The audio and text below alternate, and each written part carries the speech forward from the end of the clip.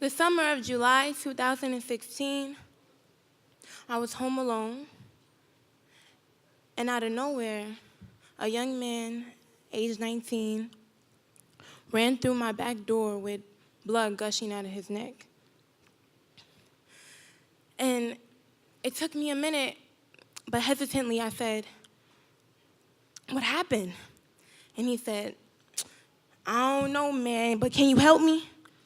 And I said, "Yes." And in that moment, it turned from the most scariest moment in my life.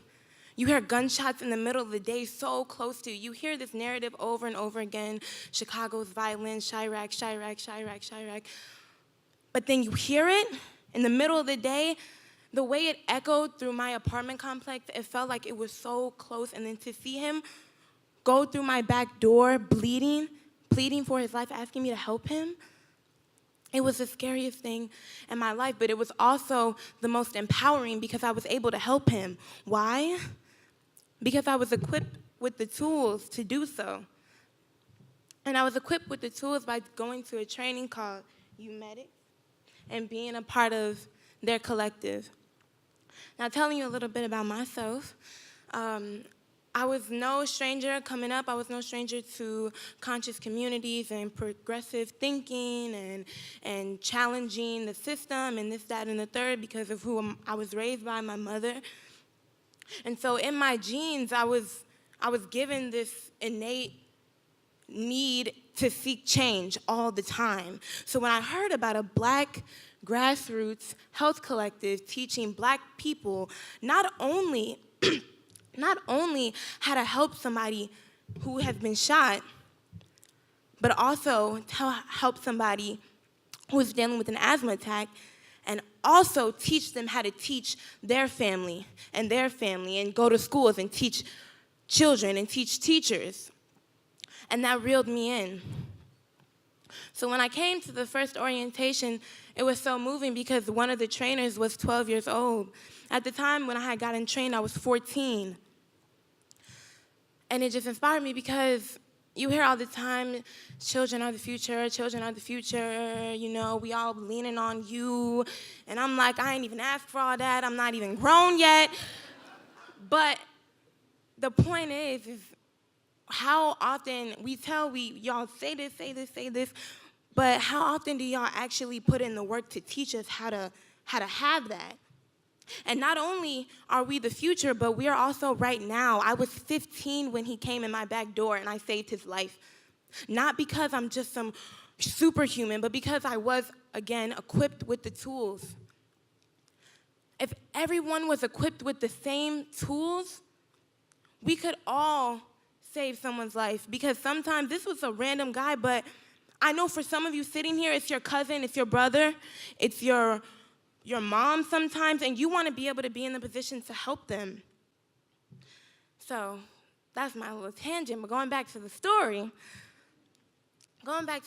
he comes in, he's so eager to live. He's 19, and he just kept saying over and over again, I want to go to college, I want to go to college, I want to go to college. And I'm just like, okay, we're going to do this. I'm doing what I've been told. I'm applying pressure.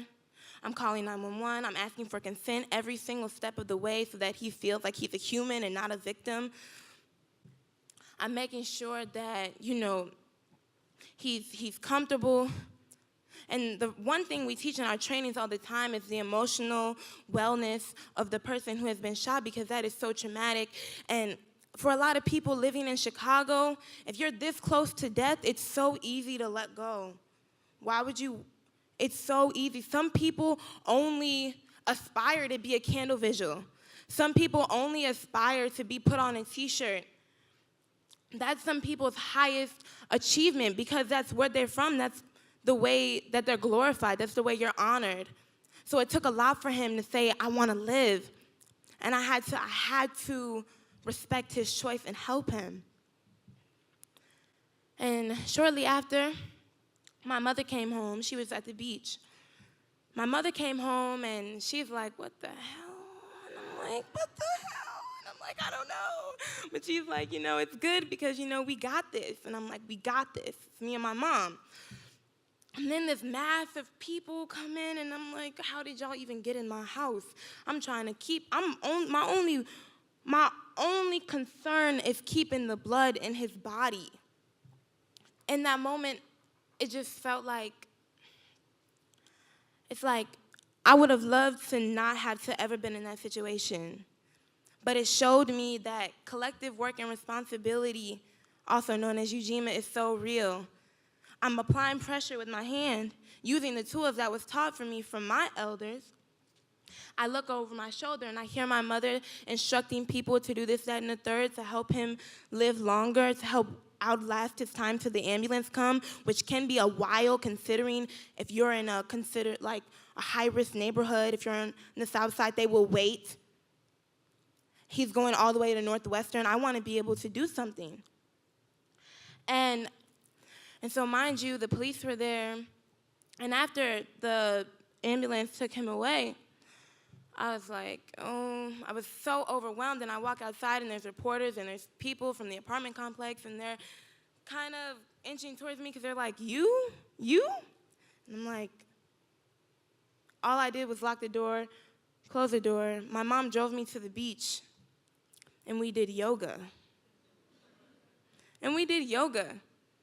And I guess what I'm trying to say, like, to answer the question, what does it take? It takes self-care. Because I'm sure a lot of the people in this room are in this room because you're inspiring. Or maybe you've been inspired to be here by someone else, but you're giving and giving and giving, but I guarantee that you will burn out. And that the quality of your generosity will only diminish if you never invest that back into yourself. I was a shero that day. But I did not make any movements. I could have told my story to WGN or whatever and out of breath and, discombobulated completely, but I waited. I took my story with me and I processed and I reinvested. And now I'm telling my story now the way that it should be told. So thank you.